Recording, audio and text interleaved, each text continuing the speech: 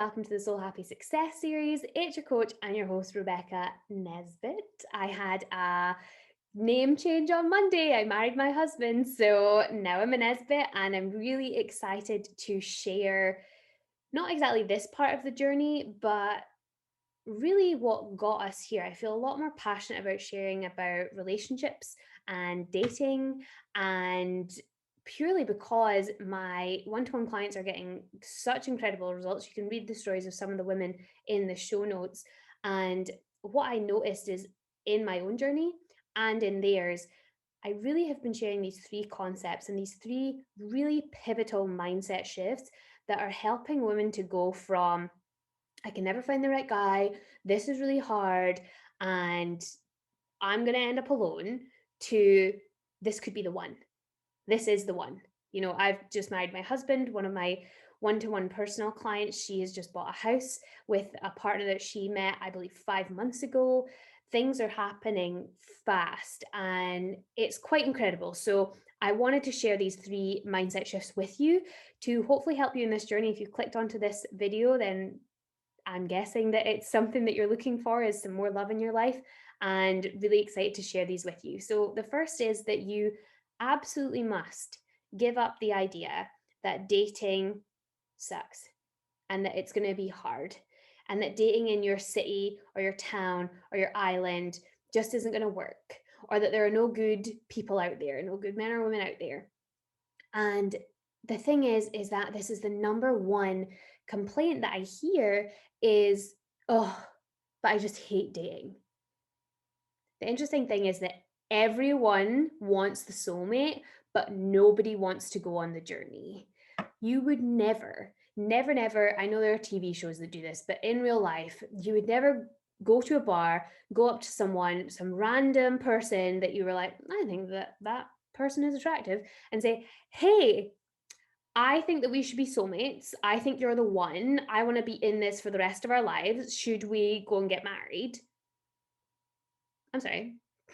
No, you wouldn't do that because you want to know the person. And to know the person, you need to go on the journey. You need to date the person. You need to actually hang out with the person and see, is this person the right person for me?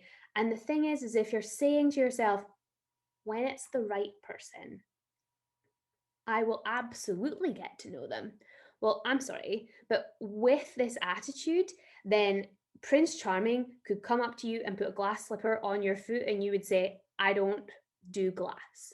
You would literally find any problem with the situation, because if you are saying, I want everything, but I'm willing to do nothing to get it, you're not going to be happy.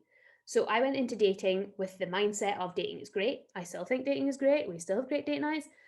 And the thing is we all forget about those amazing first dates, don't you?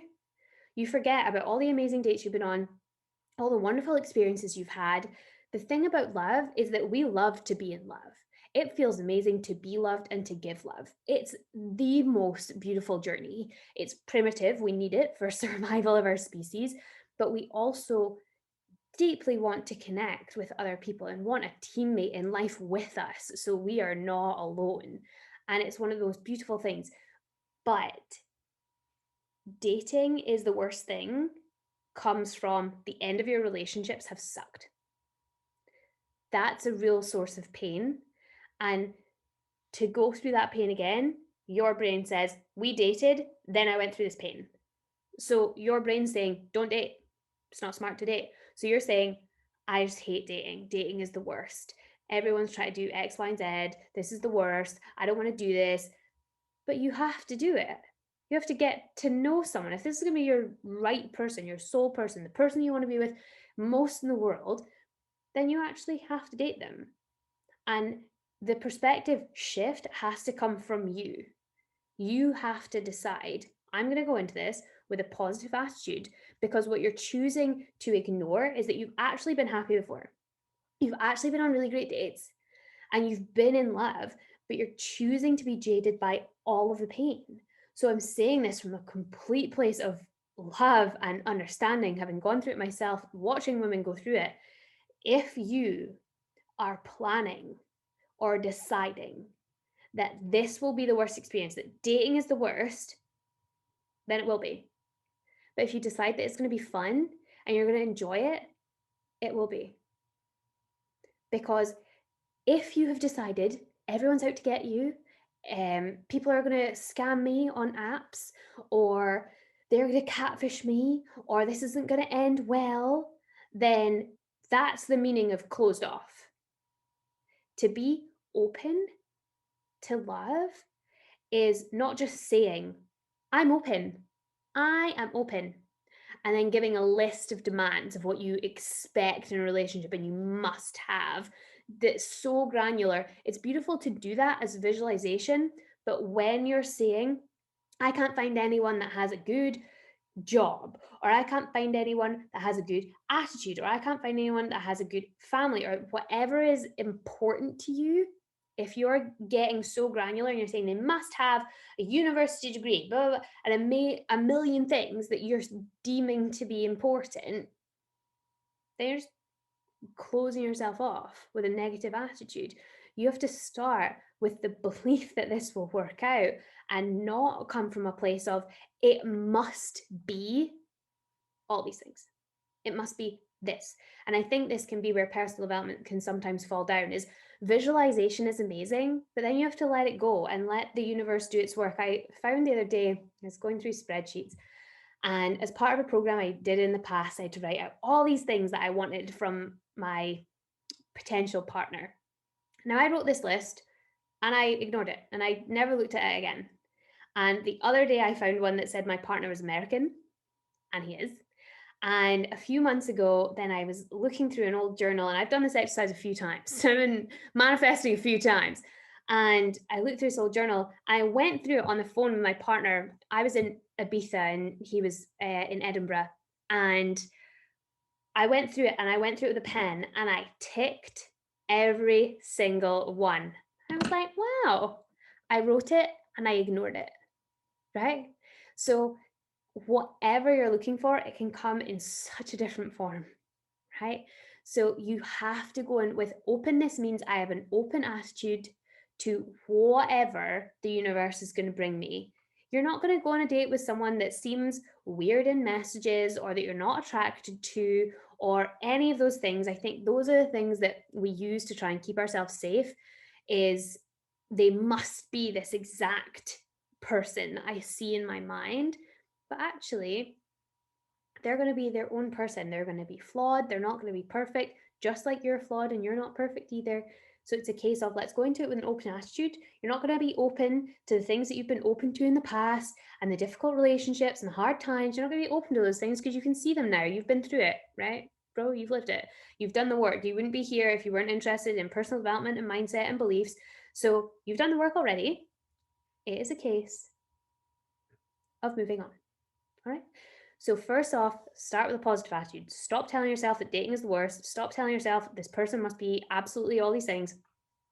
And then the next perspective shift, and this one is painful to take. And I appreciate that. And I say this with most love in my heart because it was something that I really had to overcome too. And I think that society has a real hold on this right now. And I'll explain about that in a minute. But if your independence means the other person must be completely submissive, you won't be happy with that either. So if you're saying things like, I don't need someone else, or I can do it on my own, or they have to fit into my life, this version of your independence has kept you safe. Absolutely. That's why your brain keeps telling you it. It has probably kept you single, which again keeps you safe from heartbreak, or it's kept you with the wrong people, which doesn't save you from heartbreak, but it saves you from that real devastating, I found my person and I've lost my person, and we're all terrified of being rejected. So it has saved you from that, right? Independence means that you are not influenced by or controlled by others. And a lot of women I've worked with, I've known personally, myself included, have been subject to controlling relationships. So I feel you on this and on this being hard. And this, by no means, anything that I'm saying today is in relation to abusive relationships. That is a totally different kettle of fish. But when you are starting out in the world of dating, you haven't met this person yet, these are some things that will really serve you.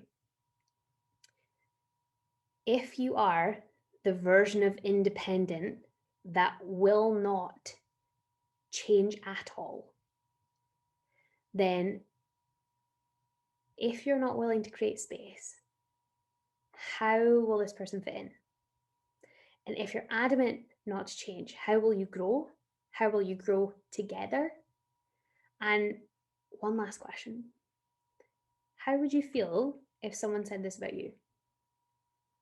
How would you feel if you met, right? Because say you've met the right person, because if it's the right person, I'd act differently. So you've met this wonderful person, you think they're right, you're like, you have ticked all my boxes that are very important to me.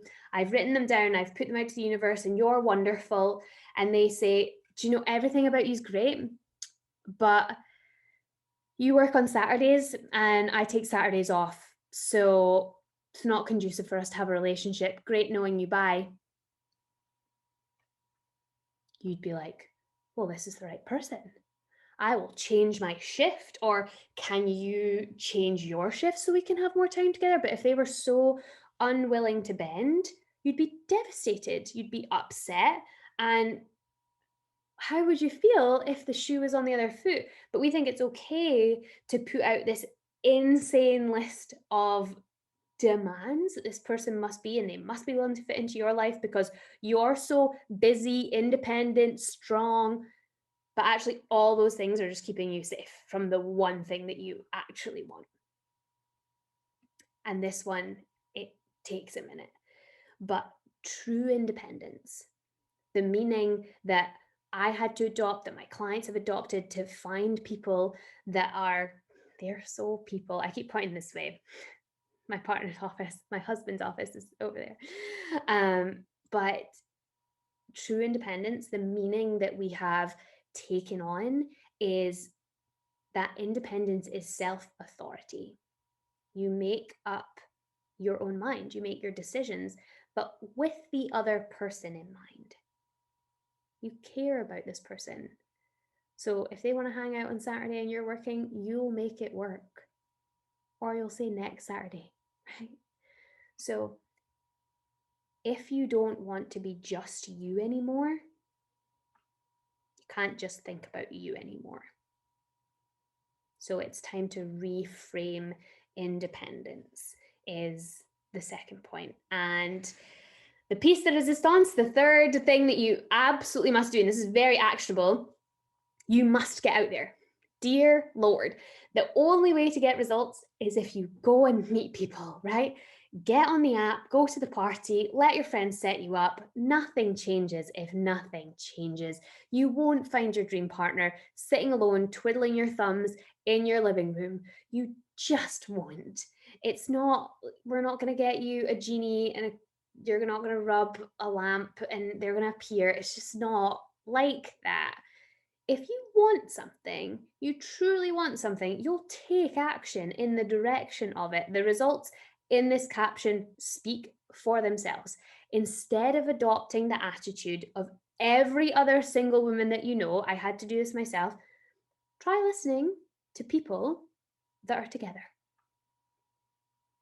Because quite often, I was definitely in this for a really long time. My group of friends were all single, and most of them still are. And they all feed each other these lines of he has to fit into your world and dating apps the worst and all of these things. But if you actually listen to people that are in relationships, they met because they took some form of action. They went to a dance, or they went out on a night out, or they were on the app, or they went on a holiday and met this person in a far-flung place. It's beautiful, right? And something I'm reminded of in business, as well as in life, as well as in dating, is everything's a numbers game. The more people that you meet, the closer you are to finding the one that you want to spend the rest of your life with. Because you'll meet so many people that you become so conditioned to, these are the behaviors that I like in someone, these are the behaviors that I don't like in someone.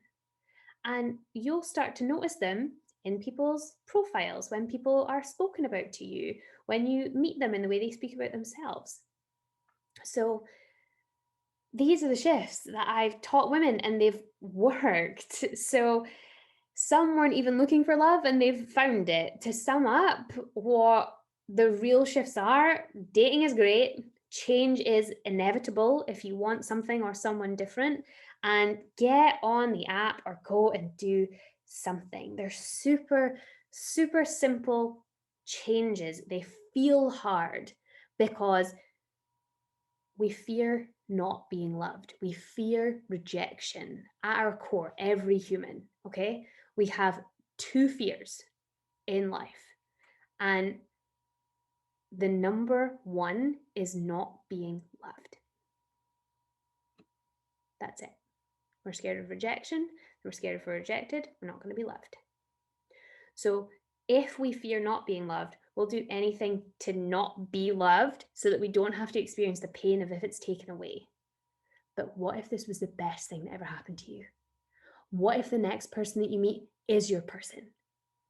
What if you get everything you've ever wanted and more than you could have dreamed of because you just chose to take action? You just chose to believe in a dream of this person and you just went out and did something different.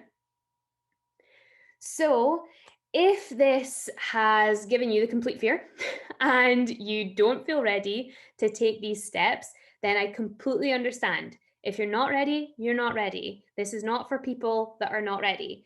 But if you are ready and you do want to start making some changes in terms of your confidence and in terms of how you show up and in terms of asking for what it is that you want, then I would love for you to check out my Crank Up Your Confidence Challenge. It starts September 2nd. I'll drop the link in the show notes for you to check out. And in the meantime, love is out there. I believe in you, and you've got this.